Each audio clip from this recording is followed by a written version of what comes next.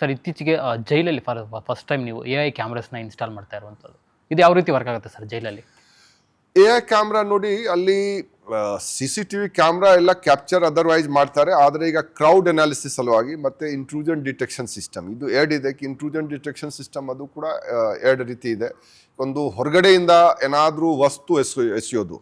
ಈಗ ನೋಡಿ, ಎಲ್ಲ ಕಡೆ ವಾಲ್ಸ್ ಇವೆ, ಆದರೆ ಕೆಲವು ಕಡೆ ವಾಲ್ದು ಹೈಟ್ ತುಂಬಾ ಕಮ್ಮಿ ಇದೆ. ಈಗ ಮ್ಯಾಂಗ್ಳೂರ್ ಜೈಲ್ ಇದೆ, ಅಲ್ಲಿ ಕಮ್ಮಿ ಇದೆ. ಈವನ್ ಶಿವಮೊಗ್ಗದಲ್ಲಿ ನಾವು ನೋಡಿದ್ವಿ, ಅಲ್ಲಿ ಕೂಡ ಕಮ್ಮಿ ಇದೆ. ಬೆಳಗಾಂದಲ್ಲಿ ಅಲ್ಲಿ ರೋಡ್ ಪಕ್ಕದಲ್ಲಿನ ಇದು ಇದೆ, ಅಲ್ಲಿಂದ ಎಸಿತಾರೆ ಅವರು. ಮತ್ತೆ ಕಲಬುರಗಿಯಲ್ಲಿ ರೋಡ್ ಸೈಡ್ಗೆ ಅದು ಜೈಲ್ದು ಕಂಪೌಂಡ್ ಇದೆ, ಅಲ್ಲಿಂದ ಎಸಿತಾರೆ. ಸೊ ಈಗ ಇಂಟ್ರೂಷನ್ ಯಾವ ಎಸಿತಾ ಇದ್ದಾರೆ ತಕ್ಷಣ ಅವರು ಎಸೆದ ಕೂಡಲೇ ಅಲ್ಲಿಂದ ಅದು ಒಂದು ಅಲರ್ಟ್ ಜನರೇಟ್ ಆಗಬೇಕು. ಸೊ ಅದು ಒಂದು ವ್ಯವಸ್ಥೆ ಇದೆ.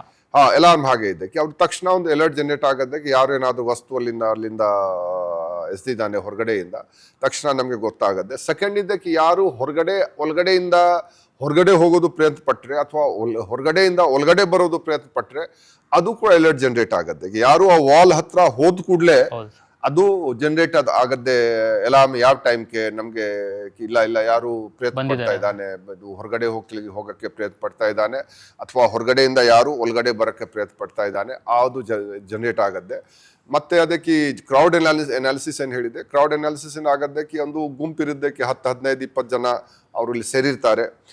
ಇದು ನಾವು ಯಾರು ಗಲಾಟೆ ಮಾಡಿದಾನೆ ಅವ್ರಿಗೆ ನಾವು ಇದು ನೋಡೋದಿದ್ರೆ, ಸೊ ನಾವು ಅವ್ರಿಗೆ ಮ್ಯಾಗ್ನಿಫೈ ಮಾಡಿಕೊಂಡು ಅವ್ರಿಗೆ ಅಲ್ಲಿ ಪ್ರತ್ಯೇಕವಾಗಿ ಅವ್ರದ್ದು ಚೆಹರೆ ಇದು ನಾವು ಅದು ಮಾಡ್ಬೋದು. ಸೊ ಕ್ರೌಡ್ ಅನಾಲಿಸಿಸ್ ಕೂಡ ಅಲ್ಲಿ AI ನಲ್ಲಿ ಅದೊಂದು ವ್ಯವಸ್ಥೆ ಇದೆ. ಸೊ ಈಗ AI ವ್ಯವಸ್ಥೆ ಇದು ಬ್ಯಾಂಗ್ಳೂರ್ ಸಿಟಿದು ಇದು ಪರಪ್ಪನಗರದ್ದು 380 ಕ್ಯಾಮ್ರಾ ಏನಿದೆ ಅಲ್ಲಿ ಅಳವಡಿಸ್ಕೊಡ್ಲಾಗಿದೆ. ಬೇರೆ ಕಡೆ ಈಗ ಅದು AI ಇದು ಆಗಿಲ್ಲ.